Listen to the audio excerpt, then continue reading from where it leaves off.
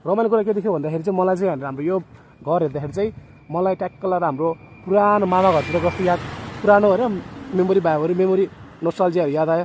यस्तो ढुङ्गामा टक्क लगाएर माटोले लिपेको घरहरू कसको मामा घर यस्तो थियो भन्दा मिनिट कमेन्ट गर्नुहोस् त। टक्क लगाएर भए त सिसा पनि थियो कि सिसा चाहिँ नरहेछ है टक्क लगाएर काठहरू त्यो सबै बन्द छ हाम्रो मान्छे छैन होला। घर चाहिँ डेन्जर छ है टक्क लगाएर कनेक्सन गरिदिउँ सर्ट लगाएर यस्तो कि यात्रा गर्दा के नयाँ देखिन्छ भने त्यही भएर घर धेरै नबस्नु तपाईँ टक्क लगाएर बाइक निकाल्नु स्कुटी निकाल्नुहोस् दौडिहाल्नुहोस्। ठाउँ बवाल ठाउँ छ यहाँनिर।